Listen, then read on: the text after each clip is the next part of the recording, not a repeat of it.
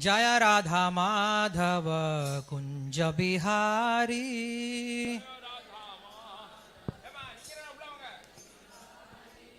जय राधा माधव कुंज बिहारी।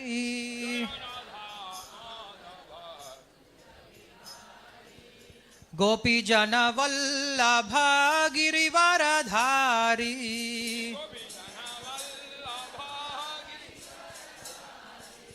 गोपी जन वल्लभ गिरिवरधारी।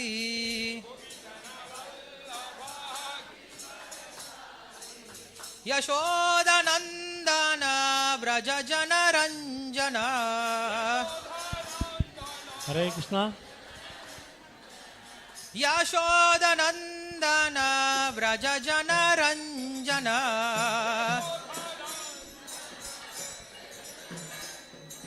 यमुना तीरावनचारी।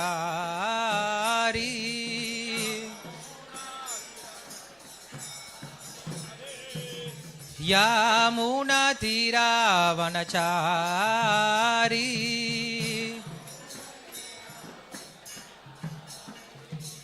जय राधा माधव कुंज बिहारी। गोपी जन वल्लभ गिरिवरधारी। यशोदानंदन व्रज जन रंजन। यमुना तीरावनचारी।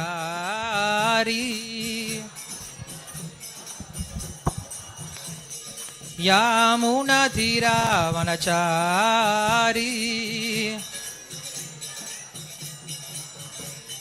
हरे कृष्णा कृष्णा कृष्णा हरे हरे, हरे राम राम राम हरे हरे।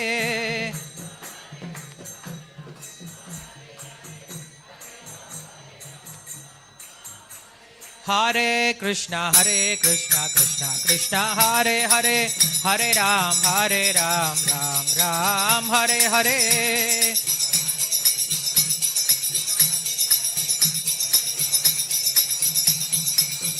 हरे कृष्णा कृष्णा कृष्णा हरे हरे, हरे राम राम हरे हरे।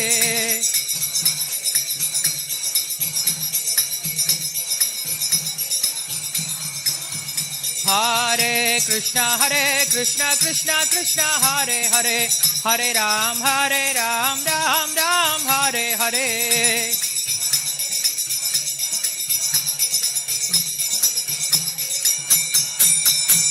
हरे कृष्णा कृष्णा कृष्णा हरे हरे, हरे राम राम हरे हरे।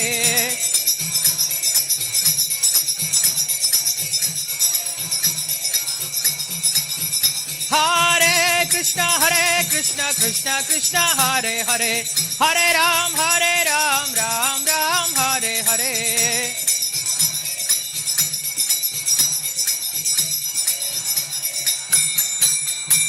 हरे कृष्णा कृष्णा कृष्णा हरे हरे, हरे राम राम हरे हरे।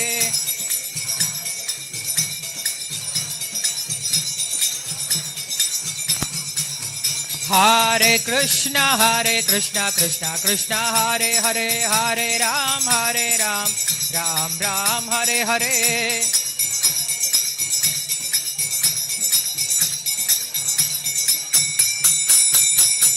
जय राधा माधव कुंज बिहारी। गोपी जन वल्लभ गिरिवरधारी। यशोदानंदन व्रज जन रंजन।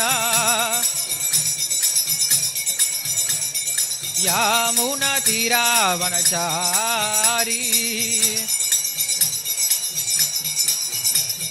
यमुना तीरावनचारी।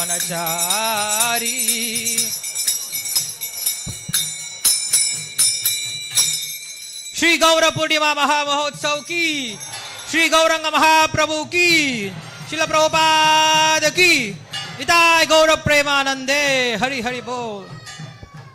सर्वशास्त्राब्धि पीयूषा सर्ववेदैक सत्फला सर्वसिद्धांत रत्नाढ्य सर्वलोकैक दृक्पदा सर्वभागवत प्राणा श्रीमद्भागवत प्रभो कलिद्वंतोदिदादित्य श्रीकृष्णा परिवर्तिता परमानंद पाठाय प्रेम वर्षक्षरायते सर्वदा सर्वसेव्याय श्रीकृष्णाय नमोस्तुते। मदेकबन्धो मत्संगिन् मद्गुरो मन्महादन मन्निस्तारक मद्भाग्य मदानंद नमोस्तुते। असाधुस्साधु दादायिन्नति नीचोतचाकर आनमुञ्चकदा शृण्वां प्रेम्णा हृत्कण्ठयोस्फुराः। ओं नमो भगवते वासुदेवाय। ओं नमो भगवते वासुदेवाय। ओं नमो भगवते वासुदेवाय। जय जय श्री चैतन्य जय नित्यानंद जय अद्वैत चंद्र जय गौर भक्त वृंद। जय जय श्री चैतन्य जय नित्यानंद जय अद्वैत चंद्र जय गौर भक्त वृंद। नमः ओं विष्णुपादाय कृष्ण प्रेष्ठाय भूतले श्रीमते भक्ति विकास स्वामी नामिने। नमः ओं विष्णुपादाय कृष्ण प्रेष्ठाय भूतले श्रीमते भक्ति वेदांत स्वामी नामिने। नमस्ते सारस्वती देवे गौरवाणी प्रचारिणे निर्विशेष शून्यवादी पाश्चात देशधारिणे। जय श्री कृष्ण चैतन्य प्रभु नित्यानंद श्री अद्वैत गदाधर श्रीवासादि गौर भक्त वृंद। हरे कृष्णा कृष्ण कृष्ण हरे हरे हरे राम राम राम हरे हरे। हरे कृष्णा कृष्ण कृष्ण हरे हरे हरे राम राम राम हरे हरे। हरे कृष्णा कृष्ण कृष्ण हरे हरे हरे राम राम राम हरे हरे।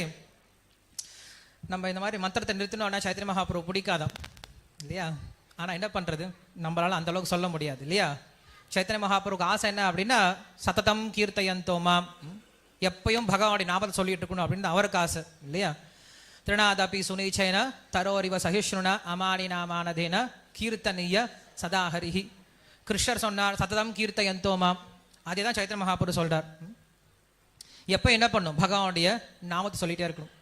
ஆனால் அந்த அளவுக்கு நமக்கு இன்னும் என்ன வரல, ருச்சி வரல. காரணம் என்னது, இன்னும் நம்ம நதனம் நஜனம் ந சுந்தரிம் கவிதாம் வா ஜெகதீஷ காமயே மம ஜன்மனி ஜன்மனீஸ்வரே பவதாத் பக்தி ரஹைத்துகி துவயி அப்படின்ற அந்த நிலைக்கு வந்து சேரல. நமக்கு இன்னும் இந்த உலகத்தில் ஏதோ ஒரு வேணும்னு நினச்சிட்டு இருக்கும். இந்த உலகத்தில் நமக்கு இன்னும் ஏதாவது வேணும்னு நினச்சிட்டு இருக்க வரைக்கும் பகவான் கிடைக்க போகிறது கிடையாது. எப்போ நமக்கு இந்த உலகத்தில் ஒன்றும் வேணான்னு நினைக்கிறோமோ அப்போ தான் பகவான் கிடைப்பார். எப்படின்னா கிருஷ்ணர் வந்து நம்ம திரௌபதியோட உதாரணத்திலே பார்க்கலாம். அதே போல் கிருஷ்ணரை வந்து எது அளவுக்கு நாம் இந்த உலகத்தில் இந்த உலகத்தை சேர்ந்தவர் நினச்சிட்டு இருக்கோமோ அது வரைக்கும் என்ன பண்ணார் கிருஷ்ணர், நம்மளை இங்கே விட்டு போயிடுறார். இவர் என்னுடைய அப்பா, இவர் என்னுடைய அம்மா, இவங்க என்னுடைய சொந்தக்காரங்க, இவங்களுடைய நண்பர்கள், இவனோட நலன் விரும்பி, இவர் எனக்கு ரொம்ப பிடிச்சவங்க, இவங்க எனக்கு உதவி பண்ணுவாங்க அப்படின்னு நினைக்கிற வரைக்கும் என்ன பண்ணுவார் கிருஷ்ணர், இவங்களே பார்த்துக்கிட்டும் இருப்பா நல்லா இருப்பான்னு சொல்லி விட்டு போயிடுவார். எப்போ இந்த உலகத்தில் எனக்கு யாரும் கிடையாது, உன்னை தவிர இந்த உலகத்தில் வேறு யாரும் கிடையாது, நீ மட்டும்தான் எனக்கு ஒரே கதி அப்படின்ற நிலைமைக்கு யார் ஒருத்தர் வந்து சேர்றாரோ அப்போ கிருஷ்ணர் தூக்கிட்டு போறார். சர்வதர்மான் பரித்யஜ்ய மாம் ஏகம் சரணம் பிரஜன் சொல்றார். என்னிடம் மட்டுமே அப்படின்ற விஷயத்தை கிருஷ்ணர் அழுத்த நிறுத்தமாக சொல்றார். ஸோ அப்படி சைத்தன்ய மகாபிரபு வந்து ரொம்ப குறிப்பானவர். கிருஷ்ண பக்தி அப்படின்னு வந்துருச்சு அப்படின்னா ரொம்ப குறிப்பானவர். இங்க ஸ்லோகம் எழுதியிருக்கும், நமோ மகாவதான்யாய கிருஷ்ண பிரேம பிரதாயத்தே கிருஷ்ணாய கிருஷ்ண சைத்தன்ய நாம்னே கௌரத் விஷய நமஹ. நமோ மகாவதான்யாயன்னு சொல்லி சொல்றோம். கிருஷ்ணர் சைத்தன்ய மகாபிரபு எப்படிப்பட்டவரா, ரொம்ப கருணை வாய்ந்தவர் அப்படின்னு சொல்லி சொல்றோம். கருணை வாய்ந்தவர் ஏன் சொல்றோம், நம்மளாம் உட்காந்துருக்கோமே இங்க இல்லையா, நமக்கெல்லாம் என்ன தகுதி இருக்கு? உண்மையில பகவானுடைய நாமத்தை சொல்றதுக்கு நமக்கு எந்த தகுதியும் கிடையாது. பகவானுடைய விஷயங்களை கேட்கறது நமக்கு எந்த தகுதியும் கிடையாது. ஏன்னா அதுக்கெல்லாம் தகுதி வேணும்னு சொல்லி சொல்றார்.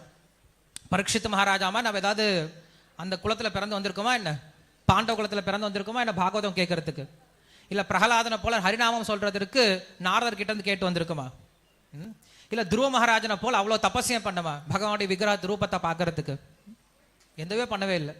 நமக்கு ஒரு தகுதியுமே கிடையாது. இருந்தாலும் தகுதி அற்றவர்களுக்கும் என்ன பண்றாரு சைத்தன்ய மகாபிரபு தகுதியை கொடுத்து என்ன பண்றாரு நம்மள மேல தூக்கிட்டு வர முயற்சி பண்றார். ஏன்னா இந்த கலியுகத்துல மக்கள் அந்த அளவுக்கு எப்படி இருக்காங்க அப்படின்னா ரொம்ப தாழ்ந்த நிலைமையில் இருக்காங்க. ஒருத்தன் என்ன பண்றான், கிணத்துல விழுந்துட்டான். கிணத்துல வந்து உள்ள கத்திட்டு இருக்கான், தூக்கிட்டு போங்க அப்படின்ட்டு, காப்பாத்துங்கன்ட்டு. ஒருத்தர் வந்து பாக்குறாரு, நான் உனக்கு என்ன பண்றேன், கைத்த கீழே விடுறேன், பிடிச்சிட்டு மேல வந்துரு அப்படின்னு சொல்லி சொல்றேன். நீ கைத்த விடுவ, கைத்த பிடிச்சி நான் மேல வரும்போது நீ கைத்த கீழே விட்டுட்ட அப்படின்னா, இல்லடா கைத்த விட மாட்டேன், நீ தைரியமா பிடிச்சிட்டு வா அப்படின்னு சொல்லி சொல்றாரு. சரி நான் கைத்த பிடிச்சே பண்ணி, ஆனா நான் இழுப்புற நீ கீழே விழுந்துட்ட அப்படின்னா, அவர் சொல்றா இல்ல நான்லாம் விழமாட்டேன், உன்னையும் கீழே விழமாட்டேன், தைரியமா வா அப்படின்னு சொல்லி சொல்றார். சரி வரேன், வந்த பின்னாடி என்கிட்ட பணம் கிட்ட கேட்டேன்னா, வந்த தூக்கி விட்ட பின்னாடி பணம் கொடுங்க சார் அப்படின்னு கேட்டேன், என்கிட்ட பணம்லாம் கிடையாது. டே நான் உங்ககிட்ட பணமே கேட்க போறது கிடையாது, நான் இதுக்காகவே இருக்கேன், மேல வா அப்படின்னு சொல்லி சொல்றேன். பணமே கேட்க போறது கிடையாதா? அப்ப வேற ஏதாவது உதவி கேட்பியோ? எனக்கு எந்த உதவியும் தேவையில்லை, உன்னை காப்பாத்துறது தான் என்னுடைய உதவியே, உன்னை காப்பாத்துறதுக்கு நீ கை பிடிச்சிட்டா போதும், இதுதான் பெரிய உதவி இல்லையா, நீ மேலவான்னு சொல்லி சொல்ற. நான் வரமாட்டேன் சார். ஏன்டா? என்ன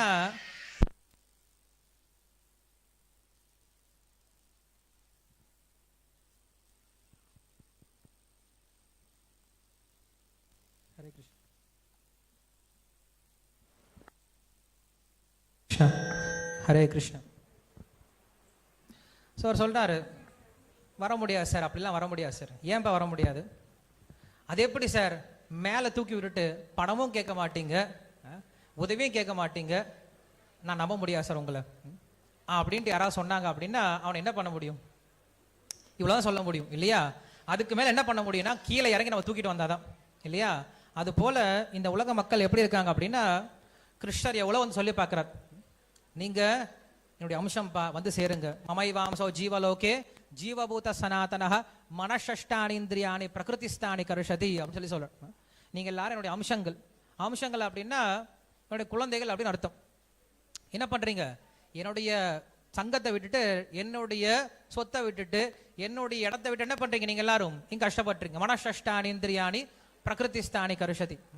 5 புலன்கள் மனசோட சேர்ந்து கஷ்டப்பட்டு இருக்கீங்க. யாருக்கும் கஷ்டப்படணும் அப்படின்ற விருப்பம் கிடையாது, எனக்கும் நீங்க கஷ்டப்படணும் அப்படின்ற விருப்பம் கிடையாது. மேல வந்துருங்க, என் கூட வந்துருங்க அப்படின்னு சொல்லி சொல்றாரு. நமக்கு என்ன கிடையாது, நம்பிக்கை இல்லை. போலாமா வேண்டாமா, கிருஷ்ணர் காப்பாத்துவாரா மாட்டாரா, கிருஷ்ணர் காப்பாத்தெல்லாம் என்ன ஆகுறது, நம்ம கிடையாது. இதை வந்து இந்த கேள்வி அர்ஜுனனுக்கே இருந்துச்சு. அர்ஜுனன் என்ன பண்ணா, 6வது அத்தியாயத்துல தியான யோகத்தை பத்தி கேட்டுட்டு இருக்கான். தியான யோகத்தை பத்தி கேட்டுட்டு இருக்கும் போது, ஒரு யோகி தியானம் செஞ்சு இப்படி பரமாத்மா நிலை அடையிறான் அப்படின்ற விஷயம்லாம் கேட்டுட்டு இருக்கும் போது, அர்ஜுன் நடுவில் குறுக்கிட்டு ஒரு கேள்வி கேட்கிறான். கிருஷ்ணா நீ சொல்றதெல்லாம் சரி, அவன் தியான யோகி என்ன பண்றான், எல்லாத்தையும் விட்டுட்டு காட்டில் உட்காந்து தியானம் பண்றான், உன் அடையிறதுக்காக முயற்சி பண்றான். நடுவுல ஏதாவது பிரச்சனை வந்து அவனால உன்னை அடைய முடியல அப்படின்னா அவன் கதி என்னது? ரெண்டும் போக முடியாது. இப்ப தலையெல்லாம் சவரம் பண்ணிட்டு காட்டுக்கு வந்தாச்சு, இனிமேல் திரும்பி போனா பொண்ணு யாரும் கொடுக்க மாட்டாங்க. ஸோ அந்த பக்கம் பௌதிக வாழ்க்கையும் போச்சு, இந்த பக்கம் ஆன்மீகம் முன்னேறாம போயிடுச்சு, என்ன பண்றது அப்படின்னு சொல்லிட்டு கேட்கிறார். அர்ஜுனனே கேள்வி கேட்கிறார். கிருஷ்ணர் சொல்றாரு, அப்பா இந்த உலகத்துல யாராவது ஒருத்தன் ஒரு நல்ல காரியம் பண்ணா கூட அவனை விட மாட்டேன் நானு, அப்படி இருக்கும்போது அவன் பக்தி காரியம் பண்ணா அவனை ஏன் விட போறேன்? நம்பிக்கை வச்சு என்ன பண்ணு வா அப்படின்னு சொல்லி சொல்றேன். நம்பிக்கை எப்போ வரும் அப்படின்னா, நமக்கு யார் மேல அன்பு இருக்கோ அவங்க மேல தான் நம்பிக்கை வர ஆரம்பிக்கும். ஸோ அப்படி கிருஷ்ணர் என்ன, சைத்தன்ய மகாபிரபு என்ன பண்றா அப்படின்னா, யார் ஒருத்தனுக்கு விருப்பமே இல்லையோ, யார் ஒருத்தனுக்கு இந்த உலகத்துல வெளில போகணும் அப்படின்ற எண்ணம் கூட இல்லாம இருக்காங்களோ, அப்படிப்பட்ட மக்கள் என்ன பண்றாரு சைத்தன்ய மகாபிரபு காப்பாற்ற வந்திருக்கார். நாம் எல்லாம் அப்படிப்பட்ட மக்கள் தான். ஏன்னா பிரகலாத மகாராஜ் தான் சொல்லார், நதே வித் ஸ்வார்த்த கதிம் ஹி விஷ்ணு துராசயாயே பகிரர்த்தமானினா அந்தாயதாங்கர் உபகீயமானாத் அப்படி சொல்லி சொல்றார். நதே வித் ஸ்வார்த்த கதிம் ஹி விஷ்ணு, மக்களுக்கு எது நல்லதே தெரியல, தனக்கு எது வேணும்னே தெரியல, மக்களுக்கு தனக்கு எது ஸ்வார்த்தம், தனக்கு எது நல்லது கொடுக்க போதுன்னே தெரியாம என்ன பண்ணிட்டு இருக்காங்க, மக்கள்லாம் ஓடிக்கிட்டு இருக்காங்க. என்ன நினைச்சிட்டு இருக்காங்க, வாழ்க்கையோட குறிக்கோள் அப்படின்னா என்னது, பிறந்த உடனே நல்ல ஸ்கூல்ல சேரணும், ஸ்கூல்ல சேர்ந்தோம் அப்படின்னா 10வது நல்ல மார்க் வாங்கணும், 10வது நல்ல மார்க் வாங்கினா 12வது நல்ல மார்க் வாங்கணும், அதுக்கப்புறம் நல்ல காலேஜ் சேரணும், நல்ல வேலைக்கு போகணும், நல்ல கல்யாணம் பண்ணணும், சம்பாதிக்கணும், வீடு கட்டணும், பங்களா வாங்கணும், அதுக்கப்புறம் நம்ம குழந்தைய மறுபடியும் என்ன பண்ணும், இதே ப்ராசஸ்ல இதே மெஷின்ல போட்டு அவனை ஒரு வாஷிங் மிஷின்ல சுத்தி விடணும். இதுதான் வாழ்க்கை நினைச்சிட்டு இருக்காங்க. இது வாழ்க்கை கிடையாது.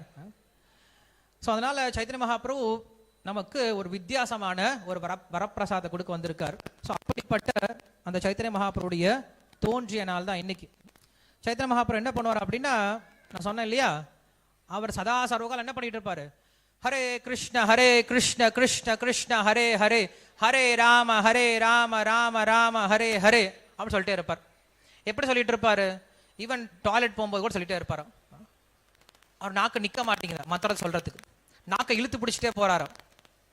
அப்போ ஒரு பிராமணர் கேட்கிறார், மகாபிரபு, ஹே கிருஷ்ண சைத்தன்யா என்ன பண்ற நீ, நிமாய் பண்டிட் ஒரு பேர் இல்லையா, ஹே நிமாய் பண்டிட் என்ன பண்ற நீ, நாக்கை இழுத்து பிடிச்சிட்டு போற, நாக்கு சொல்ற பேச்சு கேட்க மாட்டேங்குது, என்ன பண்ணது, எப்ப பார்த்தாலும் என்ன பண்ணிட்டு இருக்கு, ஹரே கிருஷ்ண கிருஷ்ண கிருஷ்ண ஹரே ஹரே, ஹரே ராம ராம ராம ஹரே ஹரே அப்படின்ற மந்திரத்தை ஓயாம சொல்லிட்டு இருக்கு, என்ன பண்றதுன்னு தெரியல அப்படின்னு சொல்ற.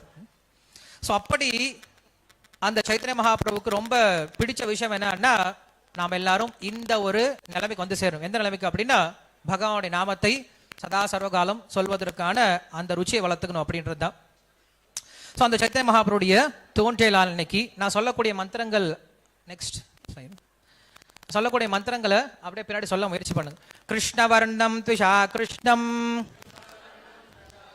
சாங்கோபாங்கஸ்திர பார்ஷதம்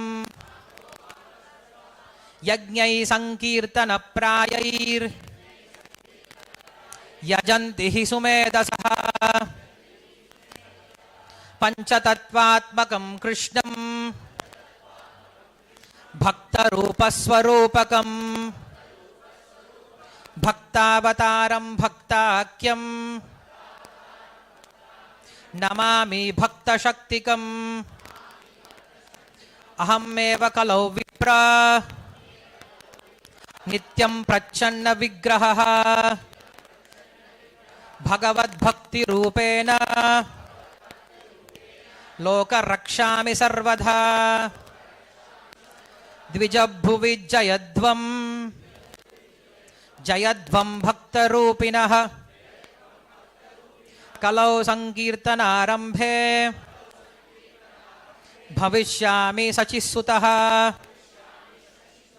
ஆனந்தலீலயமயா விக்கிரகாய ஹேமாப்யதிவ்யச்ச விசுந்தராய தஸ்மை மகாப்ரேம ரசப்ரதாய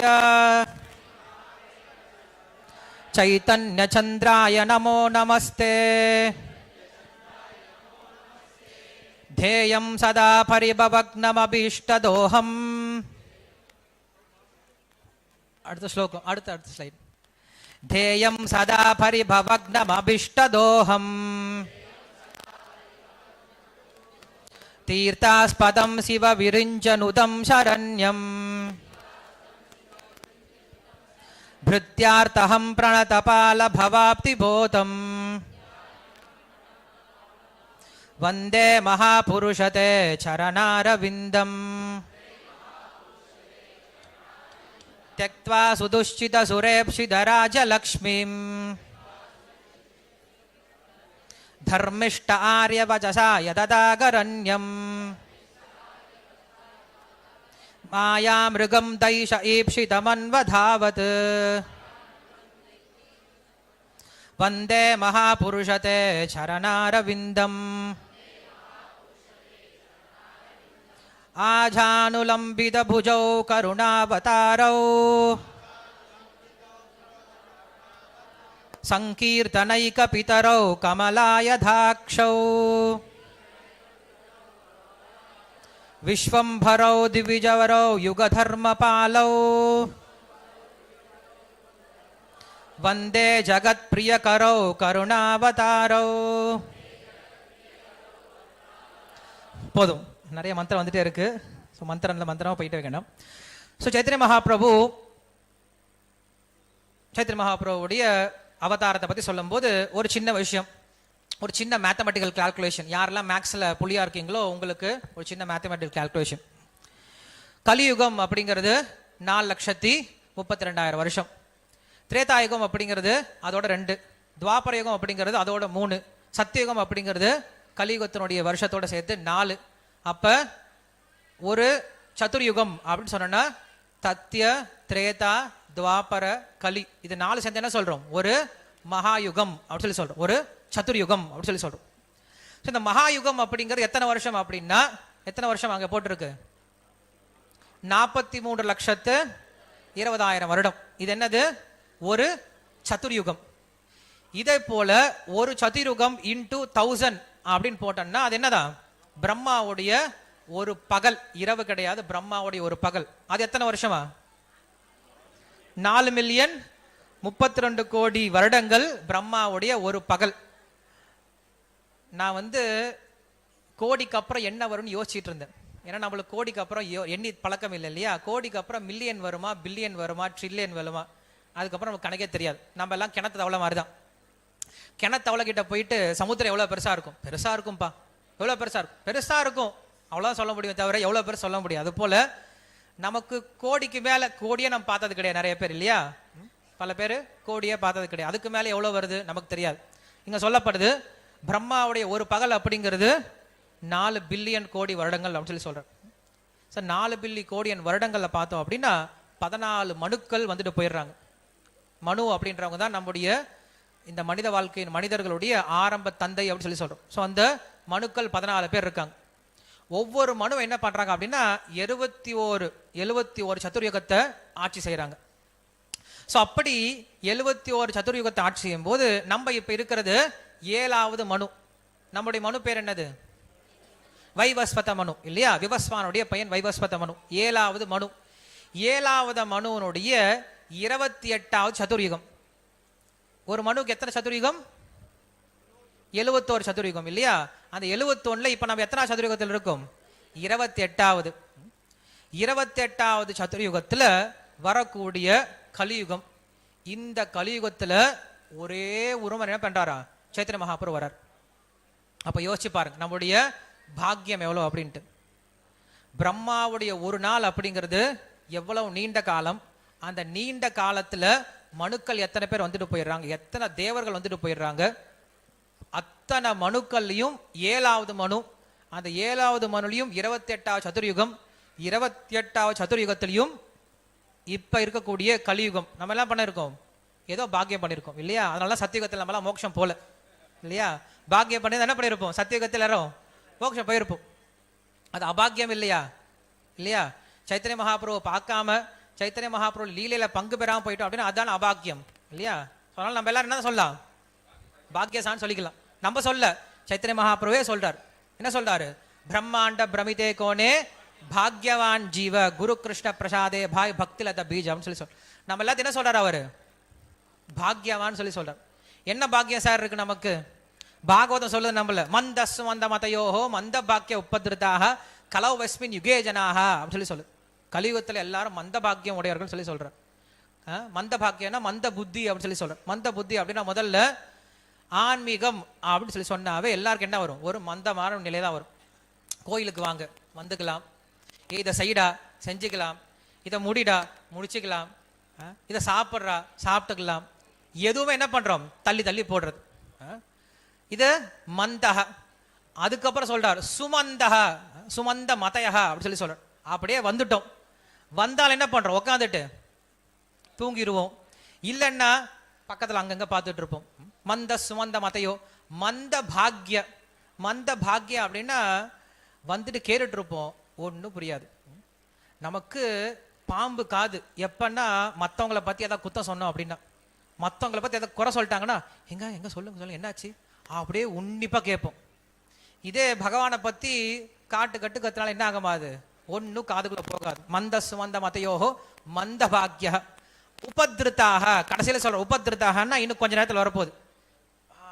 முது வலிக்குது, கால் வலிக்குது, எவ்வளவு நேரம் சாப்பாடு பிரசாதம் எப்போ சாப்பிட்டு போறது, வீட்டில் அதெல்லாம் வெயிட் பண்ணிட்டு உபதிருத்தாக. இல்லை ஃபோன் இல்லையா? யாருமே ஃபோன் பண்ண மாட்டாங்க.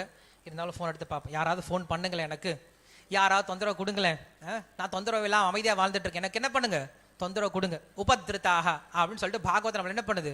திட்டுது. அதே பாகவதம் தான் மறுபடியும் புகழ்ந்து பேசுது. என்ன சொல்லுது? இந்த பாகவதம் அப்படிங்கிறது இந்த கலியுகம் எப்படிப்பட்டது? என்ன ஸ்லோகம் சொல்லுது? கலியுகம் எப்படிப்பட்ட குற்றக்கடல் சொல்லி என்ன ஸ்லோகம் அது?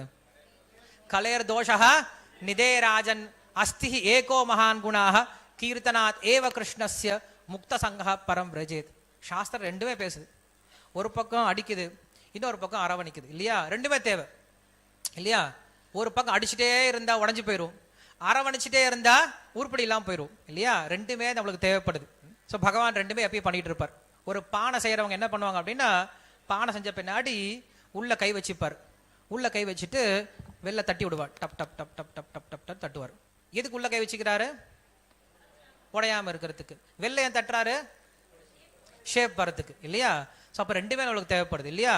உள்ள தாங்கிறதும் வேலை, வெளியிலிருந்து தட்டுறதும் தேவை இல்லையா? அது போல பாகவதம் என்ன பண்ண நம்மள அப்படின்னா, ஒரு அடி அடிக்குது, அப்புறம் கடைசியில் ஒன்றும் இல்லை, இவ்வளோதான். பாகவதம் ஆரம்பத்திலே சொல்றாரு.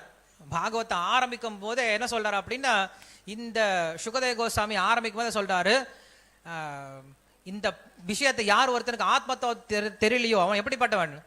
ரெண்டாம் சாந்தி சஹசிரசா அபஷ்யதாம் ஆத்ம தத்துவம் கிரகேஷு கிரகமேதினாம் அப்படின்னு சொல்லிட்டு திட்டுறாரு. கிரகமேதிகள் அப்படின்ட்டு குடும்பஸ்தர்கள் என்ன பண்றாங்க அப்படின்னா, எப்ப பார்த்தாலும் ஆயிரக்கணக்கான விஷயங்களை பத்தி பேசுவாங்களே தவிர பகவானை பத்தி யோசிக்கவே மாட்டாங்க. பரீட்சித்தை நீ வந்துட்ட, நல்ல வேலை அப்படின்னு சொல்லிட்டு என்ன பண்றாரு? தட்டி கொடுக்குறாரு. ஆரம்பத்திலிருந்து பார்த்தோம் அப்படின்னா பாகவத்தை ரொம்ப சீரியஸாவே கொண்டு போறாரு. ஏன் வியாசதேவர் சொல்றார், வியாசதேவர் சந்தோஷமா கிடையாது, ஏன்னா அவர் வந்து பக்தி செய்யல. அதுக்கப்புறம் நாரதர் கொண்டு போறார், நாரதரும் சந்தோஷமா கிடையாது, ஏன்னா அவர் பக்தி செய்யல. அதுக்கப்புறம் குந்தி மகாராணிய பிரார்த்தனை, எனக்கு நிறைய கஷ்டங்களை கொடு.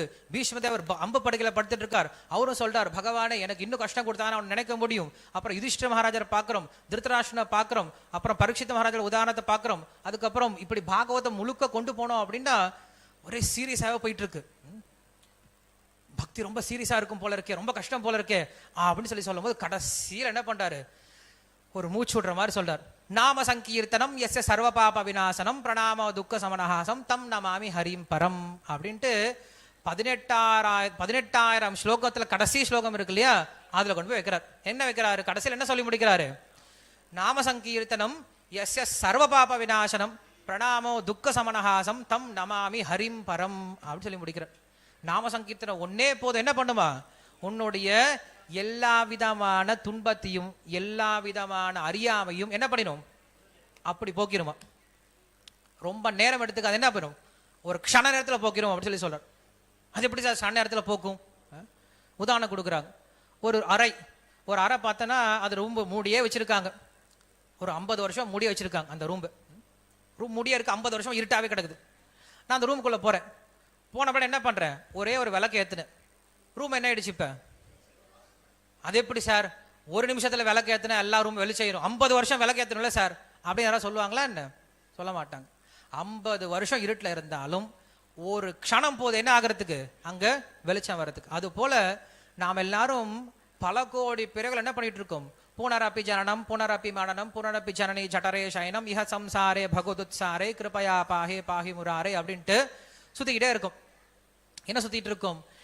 இவங்க எனக்கு தஞ்சம் கொடுப்பாங்களா? இவங்களோட எனக்கு உறவு முறை இருக்குமா? இவங்க என்னுடைய தாய் தந்தையா இருப்பாங்களா? இவங்க எனக்கு சந்தோஷம் கொடுப்பாங்களா? அப்படி என்ன பண்றோம்? நிறைய பேரை தேடிக்கிட்டே இருக்கும். சின்ன குழந்தை தேடும் இல்லையா? தொலைஞ்சு போன குழந்தை என்ன பண்ணும்? அப்பாவை தொலைஞ்சு போயிடுச்சு, அப்பாவை தொலைச்சிட்டோன்னு சொல்ல தெரியல. ஆனா அப்பா என்ன பண்ணுது? அந்த குழந்தை என்ன பண்ணுது? அப்பாவை தேடிட்டு இருக்கு, முகத்தையா பார்த்துட்டு இருக்கு. இது எங்க அப்பாவா, இது எங்க அப்பாவா, இது எங்க அப்பாவா, இது எங்க அப்பாவான்ட்டு.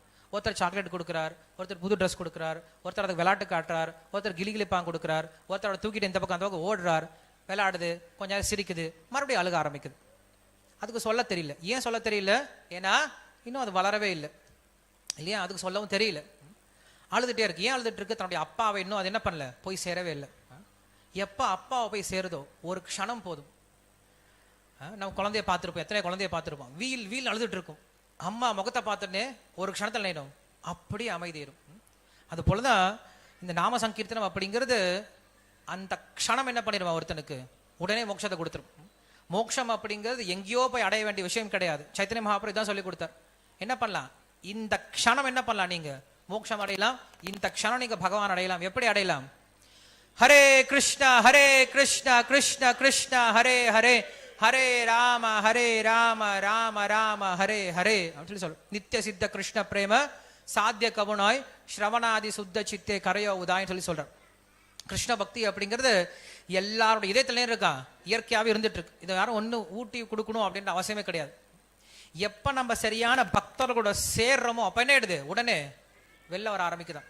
நல்ல உதாரணம் கொடுக்குறாங்க. ஒரு ஆணும் பெண்ணுக்கும் நடுவில் வரக்கூடிய ஒரு அன்பு பரிமாற்றத்தை போல. சின்ன குழந்தை நம்ம கூட தான் வளர்ந்துட்டு இருக்கான். திடீர்னு வந்து வீட்டில் சொல்றான், நான் வந்து அந்த பொண்ணை விரும்புறேன் அப்படின்னு சொல்லி. உனக்கு யாரும் அதெல்லாம் சொல்லி கொடுத்தாங்க? யாரும் சொல்லி கொடுக்க தேவையில்லை இல்லையா? அது நம்முடைய சம்ஸ்காரம், நம்முடைய இயற்கை என்ன இருக்கு உள்ளார, அந்த வாசனை இருந்துட்டே இருக்கிறதுனால அந்த காலம் வரும்போது என்ன ஆகும், வெளில வரும் இல்லையா? இது நம்முடைய தப்பான வாசனைகள். ஆனா ஆத்மாவுக்குன்னு ஒரு இயற்கையான வாசனை இருக்கு. அந்த வாசனை என்ன அப்படின்னா கிருஷ்ண பக்தி அப்படிங்கிறது. ஆத்மா என்னைக்குமே கிருஷ்ணரோட தொடர்புல இருக்கணும் அப்படின்னு நினைக்கும், என்னைக்குமே கிருஷ்ணருக்கு சேவை பண்ணும், அதனால அதில் சந்தோஷம் அடையணும் அப்படின்ற ஆசையில் இருக்கும். ஸோ இந்த விஷயம் எப்போ வரும் அப்படின்னா பக்தர்களோட சங்கத்தில் வரும்போது, ஸ்ரவணாதி சுத்த சித்தே கரையோ உதாய் அப்படின்னு சொல்லி சைத்தன்ய மகாபிரபு சொல்றேன். எப்போ நம்ம ஸ்ரவணம் கீர்த்தனம் அப்படின்ற இந்த பக்தி சேவையில் ஈடுபட ஆரம்பிக்கிறோம் அப்ப என்ன ஆகுமா, அந்த க்ஷணம் உதிச்சிரும் அப்படின்னு சொல்லி சொல்றேன். இல்லைன்னா நம்மளும் நினைச்சிட்டு இருந்தோம் பக்தி பண்றோம் அப்படின்ட்டு இல்லையா? அதாவது பக்தர்களை சந்திக்காத முன்னாடி வரைக்கும் நம்ம என்ன பண்றோம், நம்மளும் கோயிலுக்கு போயிருக்கோம், நம்மள என்ன பண்ணியிருக்கோம், போய் சாமி நமஸ்காரம் பண்ணியிருக்கோம், தீர்த்தம் வாங்கி குடிச்சிருக்கோம், தேங்காய் பழம் உடைச்சிருக்கோம், அதுக்கப்புறம் அர்ச்சனை பண்ணியிருக்கோம். அர்ச்சனை போடுங்க சார், அர்ச்சனை போடுங்க சாமி. யார் பேர்ல? என் பேர்ல தான். உன் பேரு, உன் நட்சத்திரம் அவருக்கு எல்லாம் தெரியும், படுத்துட்டு தான் இருக்காரு, தெரிஞ்சே படுத்துட்டு தான் இருக்காரு. நான் போய் அவர்கிட்ட சொல்லிக்கிறேன், நான் யோகியனாக்கு வந்திருக்கேன், என் மேல அர்ச்சனை பண்ணுங்க, என் குடும்ப கொடுத்தது 5 ரூபாய் டிக்கெட்டு, குடும்பத்தை எல்லாம் நான் இழுத்து வைப்போம் இல்லையா? பகவான் பார்த்து சிரிச்சிட்டு இருப்பார், நான் எதுக்காக வந்து படுத்துட்டு இருக்கேங்க, நீங்க என்ன வந்து பண்ணிட்டு இருக்கீங்க இல்லையா? ஸோ பகவான் வந்து நமக்கு எல்லாத்தையும் கொடுக்க தயாரா இருக்காரு. ஸோ அப்படி நம்ம எல்லாரும் என்ன பண்ணிட்டு இருந்தோம், பக்திக்கு வராத வரைக்கும், பக்தர்களை சந்திக்காத வரைக்கும் பக்தின்ற பேர்ல ஏதோ ஒன்று பண்ணிட்டு இருந்தோம். ஆனா எப்ப பக்தர்களோட சேர ஆரம்பிச்சோமோ அப்பதான் புரியுது பக்தின்னா என்ன அப்படிங்கிறது. நாம் உண்மையில இன்னும் பக்தியே செய்ய ஆரம்பிக்கல அப்படிங்கிறது எப்பதான் புரியுது, பக்தரோட சேரும் போது தான் புரிய ஆரம்பிக்குது இல்லையா? ஸோ அப்படி அந்த பக்த சங்கத்தில் வரும்போது என்ன ஆகுதா, இந்த கிருஷ்ண பக்தி அப்படிங்கிறது உடனே உதித்து வெளில வந்து சொல்லி சொல்றார். நல்ல உதாரணம் என்னன்னா நம்மளுக்கு ஸ்ரீல பிரபுபாதர் செஞ்சே காட்டியிருக்கார். ஸ்ரீல பிரபுபாதர் வந்து உலகத்தை யாரெல்லாம் ஒதுக்கி வச்சுட்டாங்களோ, இவங்க இனிமேல உபயோகமே ஆக மாட்டாங்க, பிரயோஜனமற்றவங்க யாரை ஒதுக்கி வச்சுட்டாங்களோ அவங்கள பிடிச்சார். ஏன்னா நம்ம மருந்து கொடுக்கணும் அப்படின்னா நல்லா ஆரோக்கியமா இருக்கணும், மருந்து கொடுக்கூடாது. இருக்கிறதுலயே நோஞ்சானா இருக்கானோ அவனை பிடிச்சி அவனுக்கு நல்ல மருந்து கொடுத்து அவன் நல்லா புஷ்டியா மாத்திடும் அப்படின்னா அப்ப எல்லாம் நம்புவாங்க. நோஞ்சானே வந்துட்டா நம்மள என்ன ஆயிடுவோம், நல்லா ஆயிடுவோம்டா அப்படின்ட்டு அவனுக்கு நம்பிக்கை வரும். அது போல சமுதாயத்துல எல்லாரும் வெறுத்து ஒதுக்கி, யாரு நம்ப கிடையாது, அமெரிக்கர்களே.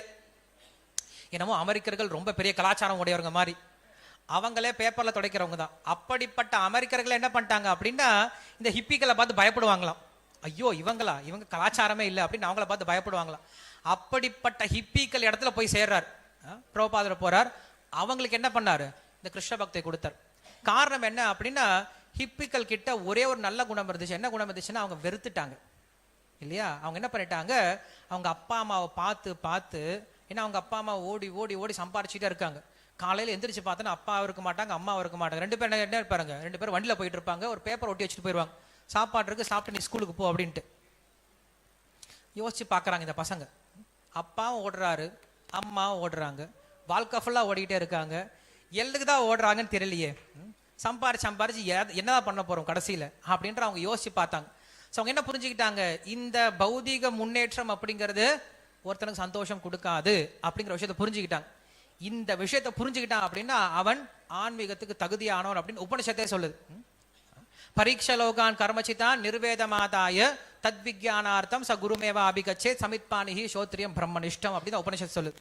எப்போ ஒருத்தன் இந்த உலகத்தை பார்த்து இந்த உலகத்தை நல்லா படிச்சு இந்த உலகத்துல எனக்கு இனிமேல இன்பம் கிடையாது அப்படிங்கிறது யார் ஒருத்தன் உணர்ந்துட்டாலும் அவன் என்ன பண்ண முடியும், அவன் தான் குரு அணுக முடியும், அவன் தான் விஷயத்தை புரிஞ்சுக்க முடியும் அப்படின்னு சொல்லி சொல்றான்.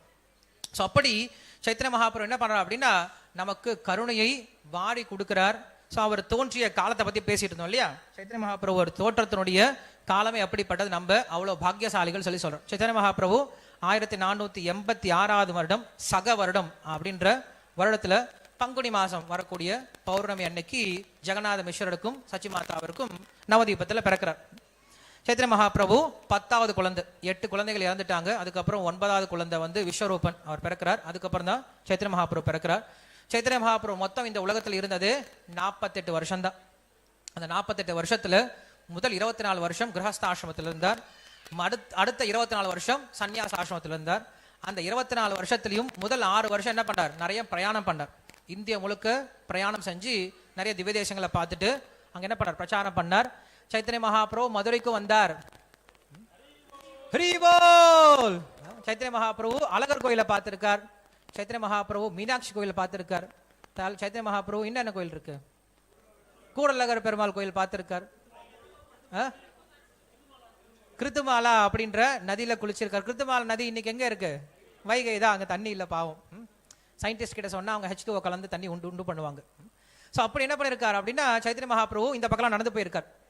அப்படின்னு என்ன அர்த்தம், அவர் இந்த வீதியெல்லாம் போயிருக்கார் அப்படின்னு அர்த்தம் இல்லையா. ஸோ அந்த பாக்கியம் நம்மளுக்கு இன்னைக்கு கிடைச்சிருக்கு. ஸோ அப்படி முதல் 6 வருடம் நிறைய பிரயாணம் பண்ணார். அடுத்தது மிச்சம் இருக்கக்கூடிய எத்தனை வருடம், 18 வருடம். அந்த 18 வருஷத்துல முதல் 6 வருஷம் மக்கள் கிட்ட பேசினார், வெளில இருக்கக்கூடிய பக்தர்கிட்ட பேசினார். அங்க வந்து கீர்த்தனை பண்ணுவார், அப்போ பேசுவார், மற்றவங்க கிட்ட உரையாடிட்டு இருந்தார் ஒரு 6 வருஷம். அதுக்கப்புறம் இருக்கக்கூடிய கடைசி 12 வருஷம் இருக்கு இல்லையா, அவர் தன்னுடைய நிலையில கிடையாது. கடைசி 12 வருஷம் கம்பீரா அப்படின்ற ஒரு அறையில அவரை போட்டு மூடிட்டாங்க ஜெகநாத் புரியில. அதற்கப்புறம் அவரால் மக்கள் கிட்ட சரியா பேசக்கூட முடியல. காரணம் என்ன அப்படின்னா கிருஷ்ணர் மேல இருக்கக்கூடிய பிரேமையினால எப்பயும் என்ன பண்றாரு, கிருஷ்ணருடைய ஞாபகத்தில் இருந்தார் தவிர அவருக்கு வெளி உலகமே தெரியல. இரவு பகல் என்ன பண்றாரு, கிருஷ்ணருக்காக அழுதுட்டு இருந்தார். ஸோ அப்படி சைத்தன்ய மகாபுடைய வாழ்க்கை அப்படிங்கிறது நம்ம கொஞ்சம் படிச்சு பார்த்தோம் அப்படின்னா உண்மையில கிருஷ்ண பக்தி அப்படின்னா எப்படி இருக்கும் அப்படிங்கிற விஷயத்த சைத்தன்ய சரிதாமிரத்தை படிச்சோன்னா தெரியும். நாம் இன்னும் அந்த பக்தி படிக்கட்டுல இன்னும் படிக்கட்டு கூட போய் சேரல, இன்னும் அந்த கேட்டு கூட போய் சேரல அப்படிங்கிறது புரிய ஆரம்பிக்கும். பக்தி அப்படின்னா எப்படிப்பட்டது, அது மட்டும் இல்லாமல் பக்தி எவ்வளவு ஆனந்தகரமானது அப்படிங்கிற விஷயத்தையும் பார்த்து தெரிய ஆரம்பிக்கும். ஸ்லைட் ஷோ இருக்கா. ஸோ நம்ம ஏன் பகவானுடைய அவதார தினத்தை கொண்டாடுறோம் அப்படின்னா, ஒன்று பகவானுடைய இந்த அவதாரத்தை நம்ம என்ன பண்றோம், நன்றி செலுத்துவதற்காக என்ன பண்றோம், இந்த அவதார தினத்தை கொண்டாடுறோம். முதல் விஷயம். ரெண்டாவது, பக்தியில முன்னேறுவதற்கு இது நமக்கு ஒரு எளிய வழியா இருக்கும். ஏன்னா இந்த மாதிரி விழாக்கள் என்ன பண்றாரு, பகவான் நமக்கு அதிக கருணை கொடுக்கிறாராம். நம்ம எந்த ஒரு காரியத்தை பண்ணாலும் அது அதிக மடங்கா நம்மளுக்கு அது வந்து சேருது. அப்படின்றதுனால நாம் இந்த பக்தியில முன்னேறுவதற்காக என்ன பண்றோம், அவதார தினங்களை கண்டிப்பா கொண்டாடணும். அதுக்கப்புறம் நமக்கு பக்தி சேவை செய்வதற்கு ஒரு வாய்ப்பு கிடைக்குது இல்லையா. இந்த மாதிரி அவதார திருநாள் நிறைய சேவை பண்றதுக்கான வாய்ப்பு கிடைக்கும், அதனால கொண்டாடும். அதே போல அடுத்தது அவதார காரணங்கள். பகவான் ஏன் அவதாரம் பண்றார், சைத்தன்ய மகாபிரபு ஏன் அவதாரம் பண்றார். சைத்தன்ய மகாபிரபுடைய கதைகளை சொல்லணும் அப்படின்னா நமக்கு இன்னைக்கு உங்களுக்கு ஒரு நல்ல வாய்ப்பு இருக்கு. யாருக்கெல்லாம் சைத்தன்ய மகாபிரபு வேணும், ஓகே, யாருக்கெல்லாம் உண்மையாலுமே வேணும், சும்மா கை தூக்குறது கிடையாது, யாருக்கெல்லாம் உண்மையாலுமே வேணும், ஓகே, வேணும் அப்படின்னா உங்க எல்லாருக்கும் இன்னைக்கு ஒரு ஆஃபர் இருக்கு. என்னன்னா சைத்தன்ய மகாபிரபுவை சைத்தன்ய சரிதாமிர்தம் அப்படின்ற கிரந்தம் என்ன பண்ணலாம், உங்க வீட்டுக்கு கொண்டு போகலாம். யார் வீட்டுலாம் சைத்தன்ய சரிதாமிர்தம் இல்ல, சைத்தன்ய சரிதாமிர்தம் யார் வீட்டுலாம் இல்ல, ஓகே, நிறைய பேர் வீட்டுல கிடையாது, பொதுவான நிறைய பேர் மக்கள் கிட்ட கிடையாது. அப்ப என்ன பண்ணலாம், சைத்தன்ய சரிதாமிரத்தை நீங்க வாங்கிட்டு போலாம். ஏன்னா பகவத்கீதை ABCD, பாகவதம் நமக்கு அதனுடைய உதாரணங்கள், பகவத்கீதையில சொல்லப்பட்ட விஷயங்கள் என்ன பண்றாரு, பாகவத்துல செஞ்சு காட்டுறார் கிருஷ்ணர். சைத்தன்ய சரிதாமிரதம் அப்படிங்கிறது அதை விட உயர்ந்த விஷயம். பாகவத்திலேயாவது நமக்கு எப்படி இருக்கும் அப்படின்னு நிறைய பிரேயர்ஸா வரும். பாகவதம் படிக்கிறவங்களுக்கு தெரியும் இல்லையா, பாகவத்துல கதை கம்மியா இருக்கும், பிரார்த்தனைகள் அதிகமா இருக்கும். பிரார்த்தனைகள் வந்தோடனே நம்மளுக்கு போச்சு, மறுபடியும் பிரார்த்தனை வந்துருச்சு அப்படின்னு நிறைய பேர் யோசிக்கிறவங்களாம் உண்டு, எத்தனை தான் இன்னும் படிக்க போறது அப்படின்ட்டு. ஆனா சைத்தன்ய சரிதாமிரதம் அப்படிங்கிறது முழுக்க முழுக்க என்னவா இருக்கும் அப்படின்னா சைத்தன்ய மகாபிரபுடைய லீலைகளா இருக்கும். அந்த லீலைகள் மூலியமாவே சைத்தன்ய மகாபிரபு என்ன பண்றார், ஒரு பக்தன் எப்படி இருக்கணும் அப்படின்ற விஷயத்தையும் பக்தினா எப்படிப்பட்டது அப்படின்ற விஷயத்தையும் என்ன பண்றார், நம்மளுக்கு தெள்ள தெளிவா தன்னுடைய வாழ்க்கையில காட்டுறார். அதனால யாருக்கெல்லாம் சைத்தன்ய மகாபிரபு வேணுமோ இங்க வியாபாரம் பண்றோம். ஏன்னா இது வியாபாரம் பண்ணக்கூடிய இடம் தான் இல்லையா, எல்லாரும் வியாபாரம் பண்றாங்க, நம்மளும் வியாபாரம் பண்றோம். கிருஷ்ணரும் வைசிய குலத்தில் தான் பிறந்தார் இல்லையா. சோ எல்லாரும் இந்த நாம ஹட்டான்னு சொல்லி சொல்றோம் இல்லையா. நாம ஹட்டான்னு என்ன அர்த்தம், கடை இல்லையா, சந்தை.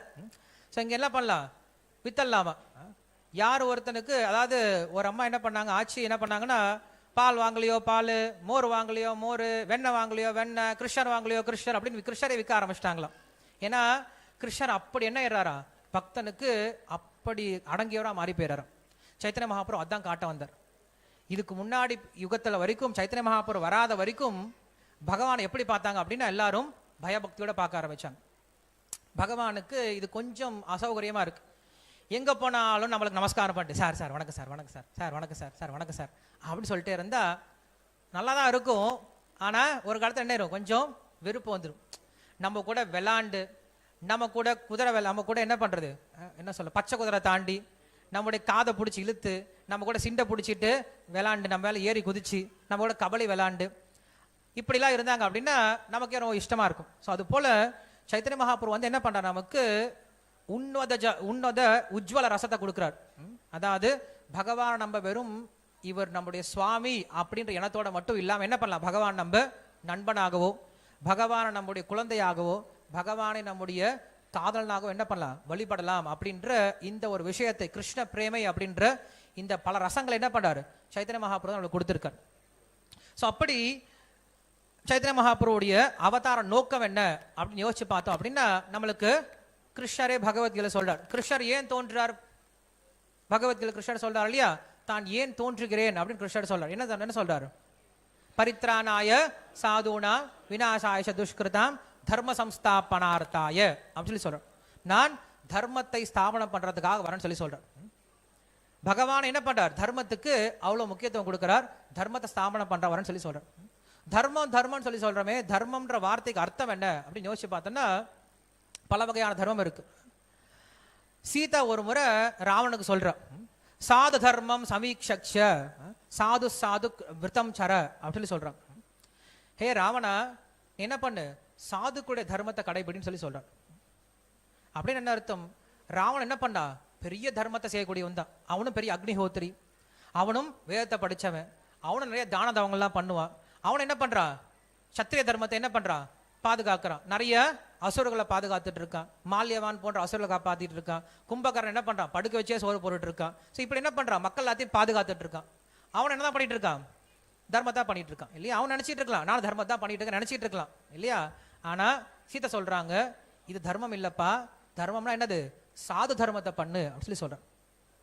அவன் எவ்வளவு பெரிய யஜ்யம் பண்ணவனா இருந்தாலும், எவ்வளவு சாஸ்திரம் தெரிஞ்சவனா இருந்தாலும், எவ்வளவு சக்திசாலியா இருந்தாலும், எவ்வளவு பெரிய சிவபக்தனா இருந்தாலும் அவன்கிட்ட ஒரு விஷயம் கிடையாது. என்ன விஷயம் கிடையாது, பகவானை அண்டி வாழணும், பகவானுடைய விருப்பத்திற்றாற் போல சாஸ்திர பிரகாரம் வாழணும் அப்படின்ற அந்த ஒரு குணம் இல்லாத என்ன ஆயிடுச்சு, அழிஞ்சு போயிட்டான்.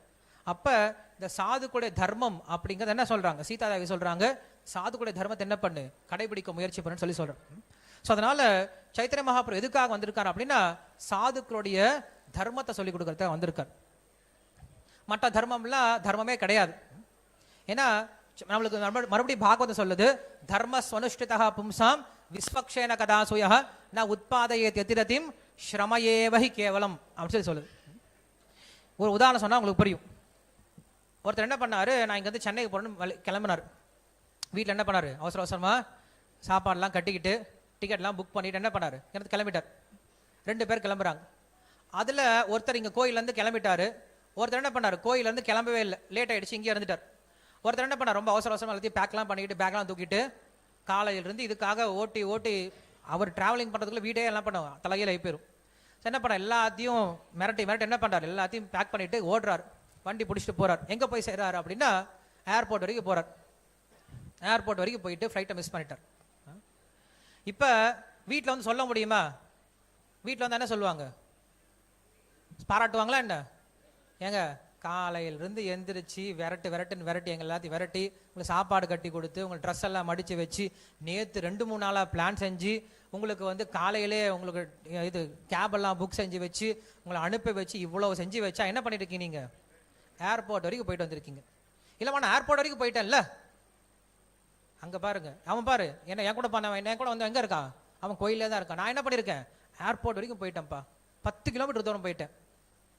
இங்க இருந்து சென்னைக்கும் ஏர்போர்ட் இருந்து சென்னைக்கும் எவ்வளவு தூரம், பெரிய வித்தியாசம்லாம் கிடையாது இல்லையா. நீ இங்க இருந்து தூரத்துல இருக்க, அவன் என்ன இருக்காரு, எங்க இருக்கான், ஏர்போர்ட்ல இருந்து தூரத்துல இருக்கான். ரெண்டுமே ஒரே தூரம் தான். நம்ம என்ன பண்ணிருக்கோம், கொஞ்சம் முன்னேறி போயிருக்கோம் அப்படின்னு அர்த்தம். ரெண்டுமே ஒண்ணுமே இல்லாதான் இல்லையா. அப்படி நாம் இந்த உலகத்துல எவ்வளவு காரியத்தை ரொம்ப சரியா செஞ்சாலும் இல்லையா, நம்முடைய தர்மத்தை அவ்வளவு சிறப்பாக செஞ்சாலும் எல்லாம் என்னதான் ஜீரோ அப்படின்னு சொல்லி சொல்றோம். ஏன்னா இந்த உலகத்தில் நம்ம தர்மத்தை செய்வதற்காக வரல, நல்லபடியாக பிறந்து நல்ல ஸ்கூலில் படித்து நல்ல கல்யாணம் செஞ்சு நல்ல சம்பாதித்து நல்ல குடும்பத்தை பாதுகாத்து அதே போல் நல்ல நாட்டை பாதுகாக்கு, இது நம்முடைய வேலை கிடையாது. நம்ம இந்த உலகத்துக்கு வந்தது இது அர்த்தமே கிடையாது.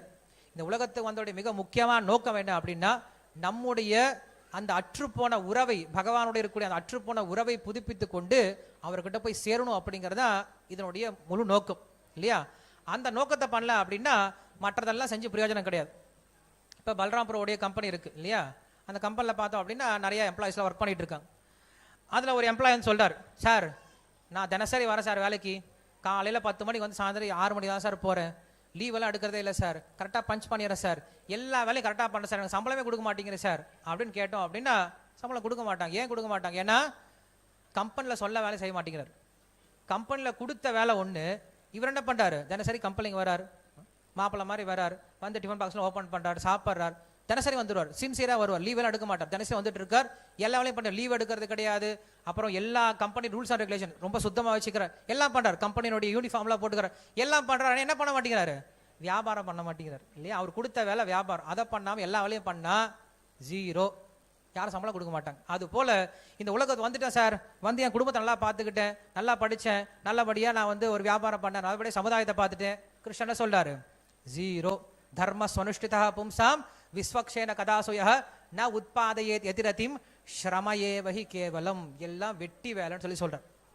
அதனால சைத்தன்ய மகாபிரபு என்ன பண்ணியிருக்காரு, நம்மளை இந்த வெட்டி வேலையிலிருந்து நம்மளை உருப்படி ஆக்கிறது என்ன பண்ணியிருக்காரு, அதான் சாது தர்மம் சொல்லி சொல்றோம். சாது தர்மம் அப்படின்னா நம்முடைய உண்மையான தர்மமாகிய இந்த கிருஷ்ண பக்தி அப்படிங்கிற விஷயம் சொல்லி கொடுக்கறது வந்திருக்கார். அது மட்டும் இல்லாம கிருஷ்ணர் என்ன பண்ணிட்டாருன்னா பகவத்கீதை சொல்லிட்டார். பகவத்கீதை சொல்லிட்டு சததம் கீர்த்தயந்தோமாம் சொல்லிட்டார், எப்பயும் அவனுடைய பேரை சொல்லிட்டேன்னு சொல்லிட்டார். நமக்கு என்ன கேள்வி வரும், எப்பயும் கிருஷ்ணரோட பேரை சொல்லிட்டு என் வேலை யார் பார்க்கறது, கிருஷ்ணர் பார்த்துப்பாரா, கிருஷ்ணர் சாப்பாடு போடுவாரா அப்படின்னு என்ன பண்றோம், நம்ம கேள்வி கேட்கிறோம். ஸோ அப்போ என்ன பண்றார், நமக்கு சைத்தன்ய மகாபிரபு வந்து காட்டுறார் எப்படி பக்தி செய்யணும் அப்படிங்கிற விஷயத்தை. வெறும் தியரட்டிக்கலாக சொல்லிக் கொடுக்க அவன் என்ன பண்றாரு, பிராக்டிக்கலாகவும் சொல்லிக் கொடுக்குறார். சைத்தன்ய மகாபிரபு வாழ்க்கையை பாருங்களேன், 2 விதமா இருக்கும்.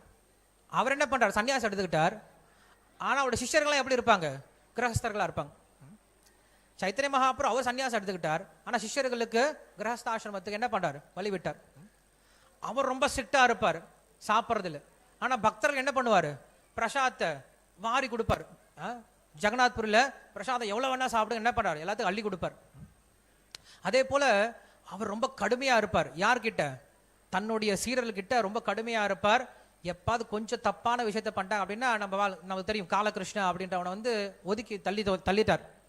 ஆனா அதே சைத்தன்ய மகாபிரபு என்ன பண்றாரு அப்படின்னா ஜகாய் மதாய்க்கு ரொம்ப சீக்கிரமா கருணை கொடுத்தார். ஸோ அப்படி பார்த்தோம் அப்படின்னா 2 விதமா செயல்படுற மாதிரி இருக்கு. ஒரு சிலருக்கு ரொம்ப எளிமையாகவும், இன்னும் ஒரு சிலருக்கு ரொம்ப திடமாக செயல்படுற மாதிரி இருக்கு. ராமச்சந்திரன் இப்படிதான் இருந்தார். அகல்யைக்கு என்ன பண்ணாரு, வெறும் பாத ஸ்பர்ஷத்திலே மோட்சத்தை கொடுத்துட்டார். ஆனா சீதை என்ன பண்ணாரு, அக்னியில போட்டு எடுத்தார் இல்லையா? ஸோ அப்படி சைத்தன்ய மகாபிரபுவா இருந்தாலும் சரி, ராமச்சந்திரனா இருந்தாலும் சரி, கிருஷ்ணரா இருந்தாலும் சரி, அவங்க எப்படி இருப்பாங்க, தனக்குன்னு வரும்போது ரொம்ப ஸ்ட்ராங்கா இருந்தாங்க. ஆனா பக்தர்கள் அப்படின்னு வரும்போது என்ன பண்றாங்க, ரொம்ப எளிமையாக்கிட்டாங்க.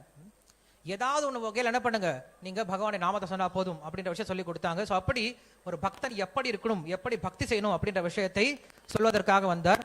அதே போல இது வரைக்கும் கொடுக்காத ஒரு விஷயத்தை கொடுக்க வந்தார். என்னது, நான் அப்பதான் சொன்னேன் இல்லையா, இந்த சக்கிய ரசம், வாத்சல்ய ரசம், மாதுரி ரசம் அப்படின்ற இந்த ரச தத்துவத்தை கொடுப்பதற்காக வந்தார் அப்படின்ட்டு சைத்தன்ய மகாபிரபுடைய அவதார நோக்கத்தை பத்தி சொல்றாங்க. இது வெளிப்புறமான காரணங்கள். இப்ப என்ன பண்றாங்க, சைத்தன்ய மகாபிரபு ஏன் தோன்றினார் அப்படிங்கிறதுக்கான உட்காரணங்களை பத்தி சொல்ல ஆரம்பிக்கிறார். இந்த விஷயத்தை மட்டும் நீங்க தெரிஞ்சுக்கிட்டா நம்மளுக்கு சைத்தன்ய மகாபிரபுடைய விஷயம் என்னன்னு புரிஞ்சிடும். ராதா கிருஷ்ண பிரணய விகிருதி ஹல்லாதினி சக்ரி அஸ்மாத் ஏகாத்மௌ அபி பூபுரா தேகபேதம் கதவந்தோ சைத்தன்யாக்கியம் பிரகட அத்புன ததுபம் சைக்கியமாப்தம் ராதா பாவ துவிஸ்விலிதம் நவாமி கிருஷ்ணஸ்வரூபம் ஸ்ரீ ராதாயாஹ பிரணய மகிமா கீதృశோவா மதியஹ ஸ்வாத்ய ஏன அத்புத மதுரிமா கீதృశோவா மதியஹ சௌக்கியம் சாஸ்ய மத் அனுபவதஹ கீதృశம் வேதி லோபாத் தத் பவத்த சம்யா சச்சிகர்ப சிந்து ஹரி இந்துஹு. என்ன சொல்றார், 3 காரணங்கள் சொல்றாங்க. சைத்தன்ய மகாபிரபு ஏன் தோன்றினார் அப்படின்ட்டு 3 காரணங்கள் சொல்றார். ரொம்ப சுவாரஸ்யமான விஷயம். இத கிருஷ்ணதாஸ் கவிராஜ கோஸ்வாமி சைத்தன்ய சரிதாமத்தில் சொல்றார். இது எப்படி அவருக்கு தெரியும் அப்படின்னா ஸ்வரூப் தாமோதர் சொன்னாராம். சைத்தன்ய மகாபிரபுடைய ரொம்ப நெருங்கிய சகா ஸ்வரூப் தாமோதர் அவர் சொல்றார் சைத்தன்ய மகாபிரபு ஏன் தோன்றினார் அப்படின்ட்டு. முதல் விஷயம் என்ன அப்படின்னா, கிருஷ்ணர் பகவான். ஆனா அந்த பகவானுக்கு ஒரு குணம் என்ன அப்படின்னா, எல்லாமே தெரியும் அவருக்கு. சர்வக்யன், எல்லாமே தெரிஞ்ச அந்த ஞானம் உடையவர். ஆனா அப்படிப்பட்ட பகவானுக்கு ஒரு விஷயம் தெரியலையா. எல்லாம் தெரிஞ்ச பகவானுக்கு ஒரு விஷயம் தெரியலையா. என்ன விஷயம் தெரியல அப்படின்னா, ஸ்ரீமதி ராதாராணி இருக்காங்க இல்லையா, அவங்களுடைய அன்பு எப்படிப்பட்டது அப்படிங்கிறது தெரியலையா. ஏன்னா ஸ்ரீமதி ராதாராணி கிருஷ்ணரை பார்க்குறாங்க. கிருஷ்ணரை பார்த்த உடனே இந்த பிம்பால் எந்திரிக்கும் இல்லையா, அது போல பார்த்தோன்னு என்ன பண்றாங்களா, குதிக்க ஆரம்பிச்சிடறாங்களா. கிருஷ்ணர் மேல அவங்களுக்கு அவ்வளவு அன்பா, அவ்வளவு பிரேமையா. அப்படி பார்க்கும்போது கிருஷ்ணருக்கே ஒரு வகையில் என்ன ஆகுது அப்படின்னா, பொறாமை வந்துடுச்சான்.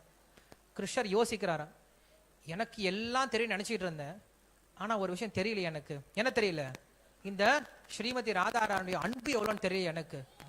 எனக்கு எல்லாத்தையும் என்ன பண்ண முடியும், என்னால அளவிட முடியும், ஆனா யார் அளவிட முடியாது, ராதாராணிய அன்பு அளவிட முடியலையே அப்படின்னு நினைச்சாரு. அப்ப எப்படி அளவிட முடியும், ராதாராணியா இருந்தாதான் அளவிட முடியும் இல்லையா. இது முதல் காரணம். ரெண்டாவது காரணம், கிருஷ்ணர் அப்பப்ப என்ன பண்ணுவாரு, கண்ணாடி முன்னாடி பார்த்துப்பாரு. நான் பண்றதுதான் இல்லையா, நமக்கெல்லாம் அங்க இருந்தா வருது. அப்பப்ப என்ன பண்றாரு, செல்ஃபி எடுத்து பார்த்துக்கிறது, அப்பப்ப கண்ணாடி முன்னாடி நின்று பார்க்கறது, சுத்தி சுத்தி பார்க்கறது. அவர் பார்த்துக்கலாம், நல்லா இருக்கும், நம்ம எவ்வளவு பார்த்தாலும் அதான் இருக்க போகுது. அவர் என்ன பண்றாரு, அப்பப்ப கண்ணாடி முன்னாடி நின்று பார்ப்பாராம். பார்த்துட்டு ஆச்சரியப்படுவாராம், நம்ம சொரூபம் எவ்வளவு அழகா இருக்கு இல்லையா. நம்முடைய சொரூபத்தினுடைய அழகை யாருமே எல்லை இவ்வளவுதான் அப்படின்னு சொல்லிட முடியாது. ஏன்னா அவர் உதாரணம் சொல்லுவாரு. கோபியர்கள் என்ன சொல்றாங்க அப்படின்னா, கிருஷ்ணரை சதாசரகாலம் பார்த்துட்டு இருக்காங்களா. பார்த்துட்டு பிரம்மதேவருக்கு சாபம் கொடுக்குறாங்களா. ஹே பிரம்மா, நீ என்ன படைச்சிருக்க, என்ன ஆச்சு அப்படின்னு கேட்டா அவங்க சொல்றாங்க, ஏன் இந்த கண்விழியை படைச்ச. ஏன்னா இந்த கண்விழி என்ன பண்ணுது, அப்பப்ப மூடி மூடி திறக்குது. கண்ணை மூடும் போது என்ன பண்ண முடியல, கிருஷ்ணரை பார்க்க முடியல. கிருஷ்ணரை பார்க்காம இருக்க முடியல. அவ்வளவு கிருஷ்ணருடைய ரூபம் அப்படிங்கிறது அவ்வளவு ஆக்கர்ஷணமா இருக்கு அப்படின்னு சொல்றாங்க. இதை கிருஷ்ணரும் உணர்றார். கிருஷ்ணர் நினைக்கிறார், நான் எவ்வளவு அழகா இருக்கேன், ஆனா என்னுடைய அழகை என்ன பண்ண முடியல, என்னால ரசிக்க முடியல. பக்தர்கள் ரசிக்கிற மாதிரி என்ன பண்ண முடியல, என்னோட அழகனால ரசிக்க முடியல. உண்மைதான். நீங்க பகவத்கீதை பாத்தீங்க அப்படின்னா, அர்ஜுனன் வந்து கேட்பான் கிருஷ்ணர் கிட்ட, விஸ்வரூபம் காட்டும் போது அர்ஜுனன் கேட்பான், கிருஷ்ணா நீ யாரு கேட்பான். கிருஷ்ணர் உடனே நான் தான் காலஸ்வரூபம் அப்படின்ட்டு, நான் பாரு என்ன பண்றேன் அப்படின்னு சொல்லிட்டு வாயில எல்லா கௌரவங்களையும் போட்டு கடிச்சு மென்னுட்டு இருப்பாரு, ரத்தம் சொட்டிட்டு இருக்கும். கிருஷ்ணருக்கு இவ்வளவுதான் தெரியும் அவருடைய அழகை பத்தி. இதே ஒரு பக்தர் கிட்ட கேட்டிருந்தா, வியாசவர் கிட்ட கேட்டா என்ன பண்ணிருப்போம். இதே குந்தி மகாராணி கேட்டா அவங்க என்ன சொல்றாங்க, நம பங்கஜ நாமாய நம பங்கஜ மாலினே நம பங்கஜ நேத்ராய நமஸ்தே பங்கஜாங்கிரையே அப்படின்னு சொல்லிட்டு, உடைய முகம் தாமரமா இருக்கு, உடைய கண்கள் தாமரமா இருக்கு, உடைய உருவமே தாமரமா இருக்கு, கைகள் தாமரமா இருக்கு, கால்கள் தாமரமா இருக்கு அப்படின்னு சொல்லிட்டு கிருஷ்ணர் அப்படி என்ன பண்றாங்க, அவங்க வர்ணிக்க முடியும். கிருஷ்ணரோட அழகு தெரியல. அப்ப என்ன பண்ணார் கிருஷ்ணர், நான் என்னுடைய பக்தனா இருந்தா மட்டும்தான் என்னுடைய அழகு என்னன்னு தெரிய ஆரம்பிக்கும் அப்படின்னு என்ன பண்ணார். கிருஷ்ணருக்கு ஒரு லோபம் வந்துருச்சான், ஒரு குறை வந்துருச்சான். என்னுடைய அழகு எப்படிப்பட்டது அப்படின்னு தெரிஞ்சுக்க முயற்சி பண்ணாராம். மூன்றாவது விஷயம் என்ன அப்படின்னா, பக்தி சேவை பண்ணும் போது நானும் சந்தோஷம் அடையிறேன், பக்தர்களும் சந்தோஷம் அடைகிறாங்க. ஆனா பக்தர்கள் அடையக்கூடிய சந்தோஷம் எப்படிப்பட்டது எனக்கு தெரியலையே. சின்ன குழந்தை இருக்கு, சின்ன குழந்தைய குளிப்பாட்டி அம்மா என்ன பண்ணுவாங்க அப்படின்னா, படுக்க வச்சு ஜான்சன்ஸ் பேபி பவுடர்லாம் போட்டு வைப்பாங்க. போட்டுட்டு இந்த கண்ணு மையெல்லாம் வச்சுட்டு குழந்தைய படுக்க வைப்பாங்க, பால் கொடுப்பாங்க. குழந்தை என்ன பண்ணோம் பார்த்து அம்மாவை பார்த்து சிரிக்கும். அம்மா என்ன பண்ணுவாங்க, குழந்தைய பார்த்து சிரிப்பாங்க. அம்மா ஏன் சிரிக்கிறாங்க, குழந்தை சந்தோஷமா இருக்கு, குழந்தை நல்லா குளிச்சுட்டு ஃப்ரெஷ்ஷா இருக்கு, முகல எப்படி இருக்கு, நல்லா புஃப் புஃப்ன்ட்டு இந்த பக்கம் ரெண்டு பக்கமும் கிள்ளணும் போல தோணுது இல்லையா. கிள்ளக்கூடாது, குழந்தைய அப்படி கிள்ளக்கூடாது. ஸோ என்ன பண்றாங்க, அந்த குழந்தைய பார்க்கும்போது அவ்வளோ சந்தோஷமா இருக்கு, குழந்தை பார்க்க நல்லா லட்டு மாதிரி அழகா இருக்கு, குழந்தை அமைதியா அப்ப நல்லா நல்லா பால் குடிச்சு நல்லா தூங்கிட்டு இருக்கு அப்படின்னு சொல்லிட்டு அம்மா குழந்தைய பார்க்கும்போது ஒரு வகையான சந்தோஷம் வருது. அம்மாவுடைய சந்தோஷம் தெரியும். குழந்தைய சிரிக்குது, அம்மாவுக்கு தெரியாது. குழந்தை ஏன் அவளை பார்த்து சிரிக்குது, அம்மாவுக்கு தெரியாது. அப்பப்போ சொல்லுவாங்க. ஏன்னா கிருஷ்ணர் வந்து அப்பப்போ குழந்தைகிட்ட விளையாடுவார். பிரகலாத் மகாராஜுடைய உபதேசம், பிரகலாத் மகாராஜ் வாழ்க்கையை படிக்கும் போது பிரகலாத் அப்பப்போ சிரிப்பானா, அப்பப்போ அழுவானா. ஏன்டா சிரிக்கிறான், ஏன்டா அழுறான்னு தெரியாதான். ஆனா நாரதர் சொல்லுவாரு, ஏன்னா அப்பப்போ கிருஷ்ணர் வந்து காட்சி கொடுப்பாரா, காட்சி கொடுத்தா சிரிக்கிறாரா, கிருஷ்ணர் மறைஞ்சு போயிடுவாரா, அதுக்கப்புறம் அழுக ஆரம்பிக்கிறாரா. சுத்தி இருக்கவங்களாம் குழந்தை பைத்தியம் நினைச்சுப்பாங்களா, அது கிடையாது. பட் இங்கேயும் இந்த உலகத்திலேயே பாக்குறோம், குழந்தைகள் என்ன பண்றாங்க, சிரிக்கிறாங்க. ஏன் சிரிக்கிறாங்க அப்படின்னு நம்மளுக்கு தெரியாது, நம்ம குழந்தையா இருந்தாதான் தெரியும் இல்லையா. அதனால என்ன பண்றாரா கிருஷ்ணர், இந்த மூன்று காரணத்திற்காக தானே என்ன பண்ணாரு, பக்த ரூபத்தில் வந்தாராம். முதல்ல ஸ்ரீமதி ராதாராணியோடைய அன்பு எப்படிப்பட்டதுன்னு புரிஞ்சுக்கிறதுக்கு, ரெண்டாவது தன்னுடைய சொரூபம் எவ்வளவு ஆக்கர்ஷணமுடைய, தன்னுடைய பக்தி எவ்வளவு ஆக்கர்ஷணமுடையன்னு தெரிஞ்சுக்கிறதுக்கு, மூன்றாவது பக்தியில வரக்கூடிய அந்த இன்பம் இருக்கு இல்லையா. ஏன்னா பக்தர் என்ன பண்றாங்க அப்படின்னா எனக்காக எல்லாத்தையும் விட்டு வந்துடுறாங்க. கிருஷ்ணர் சொல்றார், கிருஷ்ணர் என்ன சொல்றார் அப்படின்னா ஏதாமா பிரபத்தியந்தே தாம் ததைய பஜாமியம் அப்படின்னு சொல்லி சொல்றார். நீ என்கிட்ட எப்படி சரணாகதி பண்றியோ அப்படி பலன் கொடுக்கணும்னு சொல்லி சொல்றார். ஆனா அதே கிருஷ்ணர் சொல்றார், கோபியர்கிட்ட சொல்றார், நான் உங்களுடைய பக்திக்கு என்னால கைமாறு பண்ண முடியலன்னு சொல்லி சொல்றார். எந்த கிருஷ்ணர் எங்கேயுமே கடன் வச்சுக்க மாட்டாரோ அப்பப்ப என்ன பண்ணிடுவாரு, வட்டியோட கொடுத்துருவார். அப்படிப்பட்ட கிருஷ்ணர் என்ன சொல்றாரு, கோபியர்கிட்ட சொல்றாரு, நான் கடன் பட்டவன் ஆயிட்டேன். ஏன்னா நீங்க பண்ணக்கூடிய பக்திக்கு என்ன பண்ண முடியல, என்னால கைமாறு பண்ண முடியல.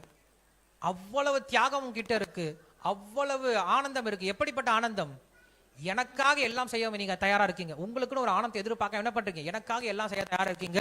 சோ உங்களுடைய பக்தி எப்படிப்பட்டது அப்படின்ட்டு இந்த 3 விதமான காரணத்தையும் தெரிஞ்சுக்கிறதுக்காக என்ன பண்ணாராம் சைத்தன்ய மகாபிரபு இந்த உலகத்துல தோன்றினார் அப்படின்னு சொல்லிட்டு நம்மளுக்கு சைத்தன்ய சரிதாமிரத்துல கிருஷ்ணாஸ் கவிதாஸ் கோஸ்வாமி சொல்றார். இதெல்லாம் இருக்கலாம்.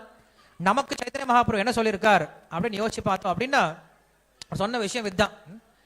நமக்கு 5 விஷயம் முக்கியமான விஷயம் சொல்லியிருக்கார், நம்ம கடைபிடிக்க வேண்டிய விஷயம். என்ன சொல்றாரு, ஆராத்யோ பகவான் பிரஜேத தனயஸ். இந்த உலகத்துல வழிபாட்டிற்குரிய சிறந்த தெய்வம் யார் அப்படின்னா கிருஷ்ணர்.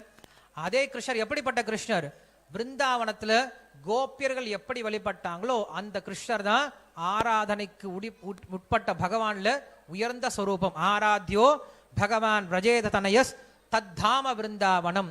இருக்கல இந்த உலகத்துல உயர்ந்த இடம் என்ன அப்படின்னா பிருந்தாவனம். ரம்யா காச்சித் உபாசனோ பிரஜவது யா கல்பிதா. இருக்கல சிறந்த பக்தி என்ன அப்படின்னா கோபியர்கள் செஞ்ச பக்தி தான். கோபியர்கள் செஞ்ச பக்தி அப்படின்னா கிருஷ்ணருக்காக அவங்க எதை வேணா செய்ய தயாரா இருந்தாங்க. அப்படிப்பட்ட பக்தி தான் உயர்ந்த பக்தின்னு சொல்லி சொல்ல. ஸ்ரீமத் பாகவதம் பிரமாணம் அமலம். இருக்கலே மிக உயர்ந்த ஒரு சாஸ்திரம் என்ன அப்படின்னா ஸ்ரீமத் பாகவதம். பிரேம பமர்த்தோ மகான். இருக்கல உயர்ந்த ஒரு குறிக்கோள் என்ன அப்படின்னா கிருஷ்ண பிரேமை. ஸ்ரீ சைத்தன்ய மகாபிரபோர் மதமிதம் தத்ரார்த்தோ நஃப் பரஹ. இதுதான் சைத்தன்ய மகாபிரபு நமக்கு சொல்ல வந்த முக்கியமான விஷயம் அப்படின்னு சொல்லி இதை தவிர உயர்ந்த விஷயம் அப்படிங்கிறது வேற ஒன்றும் கிடையாதுன்னு சொல்லி சொல்றார். அதனால சைத்தன்ய மகாபிரபு சொல்லி கொடுத்த இந்த பக்தி இருக்கு இல்லையா, இந்த கிருஷ்ண பக்தி அப்படிங்கிறது ரொம்ப உயர்ந்த விஷயம். இந்த உயர்ந்த விஷயத்தை நமக்கு ரொம்ப எளிமையா கொடுத்துட்டார்.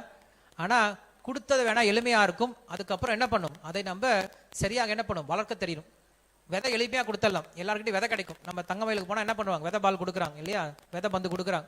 விதை பந்து வாங்கிட்டு வந்துடலாம், விதை பந்து போட்டலாம். அதுக்கப்புறம் என்ன பண்ணும், அதுக்கப்புறம் தண்ணி ஊற்றணும், அதுக்கப்புறம் களையெல்லாம் எடுக்கணும், அதுக்கப்புறம் எப்பயும் அதுக்கு கொஞ்சம் கொஞ்சமா என்ன பண்ணிருக்கணும், தேவையான சத்தெல்லாம் கொடுத்துட்டு இருக்கணும். அது போல என்ன பண்றாரு சைத்தன்ய மகாபிரபு, எல்லாருக்கும் தகுதி இருக்கோ இல்ல எல்லாருக்கும் என்ன பண்ணிட்டாரு, விதையை கொடுத்துட்டாரு, பக்தி அப்படின்ற விதையை கொடுத்துட்டாரு.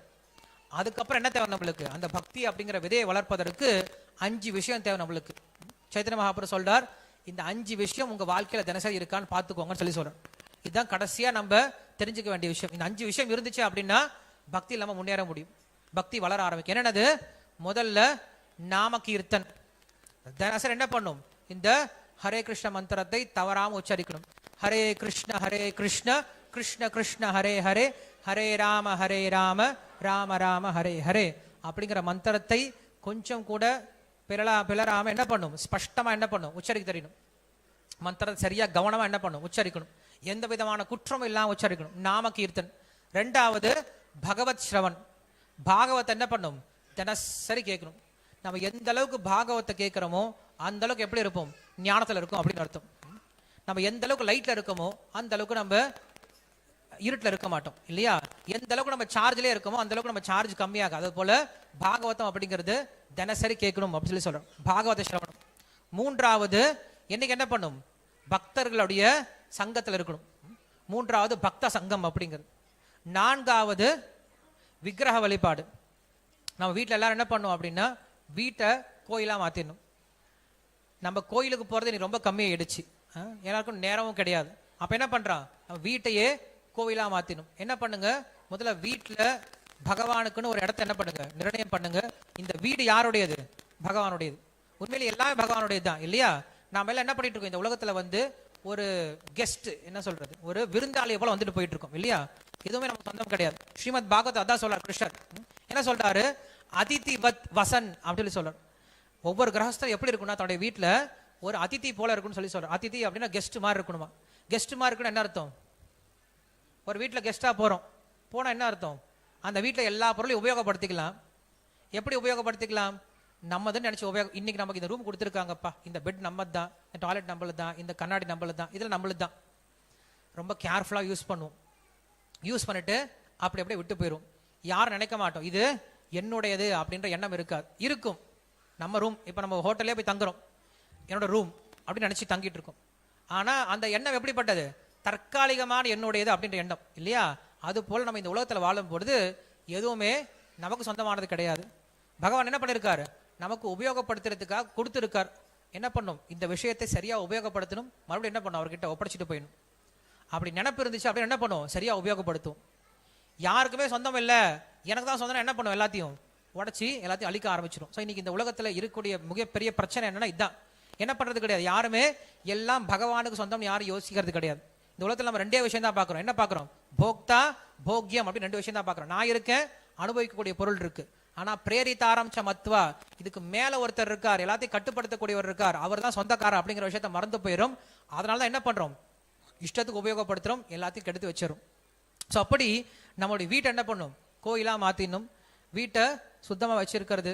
அதே போல் வீட்டில் சமைக்கக்கூடிய விஷயத்த எல்லாத்தையும் என்ன பண்ணும்? பகவானுக்கு நைவேத்தியம் பண்ணிட்டு சாப்பிட ஆரம்பிக்கிறது. இப்படி விக்கிரக ஆராதனை அப்படிங்க தொடர்ந்து பண்ணும். அஞ்சாவது விஷயம் என்ன அப்படின்னா மதுரவாஸ் அப்படின்னு சொல்லி சொல்கிறோம். மதுரவாஸ் அப்படின்னா கோயிலுக்கு பக்கத்தில் என்ன பண்ணும்? நம்முடைய வீடு அப்படிங்கிற அமைஞ்சிருக்குன்னு சொல்லி சொல்கிறோம். அன்னைக்கு எல்லாரும் அப்படி தான் வீடு கட்டியிருந்தாங்க. கோயிலுக்கு பக்கமாக தான் என்ன இருக்கும்? வீடெல்லாம் சுற்றி இருக்கும். அதுக்கு அக்ரஹாரம் சொல்லி சொல்லுவாங்க.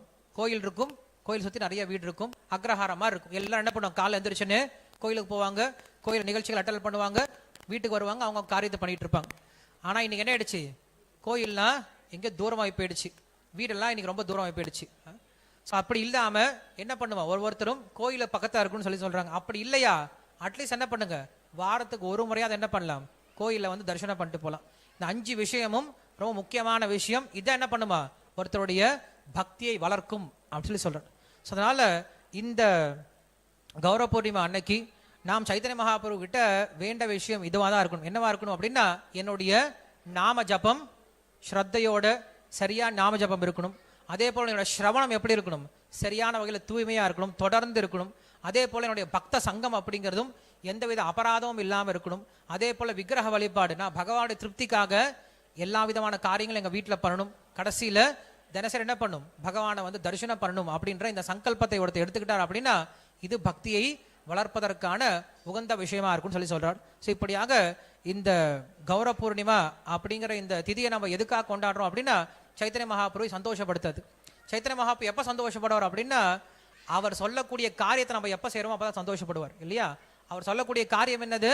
பிரித்திவித்தை ஆச்சயாதி நகராதிகிராம் சர்வத்த பிரச்சார ஹொய்பே மோரணாம் அப்படின்னு சொல்லி சொல்றோம். யாராதக்க தாரை கஹா கிருஷ்ண உபதேஷ் அமாரா ஆக்யா குரு ஹையா தாரை அதேஷ் அப்படின்னு சொல்லி சொல்றார். இந்த உலகத்துல சைத்தன்ய மகாபிரபு உங்களுக்கு ஒரு கட்டளை கொடுக்கிறார். என்ன கட்டளை கொடுக்கிறார்? நீங்க யாரெல்லாம் சந்திக்கிறீங்களோ என்ன பண்ணுங்க? யாரே தேக்கே தாரை கஹா கிருஷ்ண உபதேஷ், அவங்களுக்கு என்ன பண்ணுங்க? கிருஷ்ணரை பத்தி எடுத்து சொல்லுங்க. யாரை பார்த்தாலும் என்ன பண்ணுங்க? கிருஷ்ணரை பத்தி எடுத்து சொல்லுங்க. அமாரா ஆக்யா குரு ஹொய்யா தாரை யதேஷ், என்னுடைய கட்டளையின் பிரகாரம் நீங்க எல்லாரும் என்னங்க குருவாகிட்டு இந்த உலகத்தை விடுவிக்க முயற்சி பண்ணுங்க அப்படின்னு சொல்லி சொல்றோம். ஸோ அதனால சைத்தன்ய மகாபிரபு சொன்ன விஷயம் இதுதான். நாம் என்ன பண்ணும்? முதல்ல பக்தியை ஸ்ரத்தையோடு எடுத்துக்கணும். அதுக்கப்புறம் எடுத்த பக்தி என்ன பண்ணும்? மற்றவங்களுக்கும் சொல்லிக் கொடுக்க முயற்சி பண்ணும். இந்த விஷயத்தை தான் சைத்தன்ய மகாபிரபு சொல்றார். இந்த விஷயம் தான் கிருஷ்ணரும் சொல்றார். நீங்க பகவத்கீதை எடுத்து பார்த்தீங்க அப்படின்னா அந்திம ஸ்லோகம் என்னன்னு சொல்லுவோம்? பகவத்கீதை சாரம்னு என்ன சொல்லுவோம்? பகவத்கீதை சாரமான ஸ்லோகம் என்ன சொல்லுவோம் அப்படின்னா, சர்வதர்மான் பரித்யஜ்ய மாமேகம் சரணம் பிரஜ அஹம் துவாம் சர்வ பாபேபியோ மோக்ஷ இக்ஷா மாசுச்சகான்னு சொல்லி சொல்றோம். ஆனா இல்ல, அதுக்கு அப்புறம் போய் பாருங்க, பகவத்கீதை எடுத்து பாருங்க என்ன சொல்றாரு அப்படின்ட்டு. என்ன சொல்றாரு? யார் ஒருவன் இந்த ஞானத்தை, எந்த ஞானத்தை? பகவத்கீதை என்னை பற்றிய ஞானத்தை இந்த உலகத்துல சொல்லி கொடுக்குறானோ அவனை விட எனக்கு பிரியமானவன் இன்னொருத்தன் கிடையாது அப்படின்னு சொல்லி சொல்றார். இதுதான் என்ன சொல்றாரு? கிருஷ்ணர் சொல்லக்கூடிய சாரமான விஷயம். இந்த விஷயத்தை என்ன பண்றாரு? நம்ம ஆச்சாரியர்கள் எடுத்துக்கிட்டாங்க. இந்த விஷயத்தான் சைத்தன்ய மகாபிரபு சொல்லி கொடுக்கிறார். இந்த விஷயத்தான் ஸ்ரீல பிரபுபாதர் பண்ண முயற்சி பண்றார். இந்த விஷயத்தான் நம்மளும் பண்ணும்.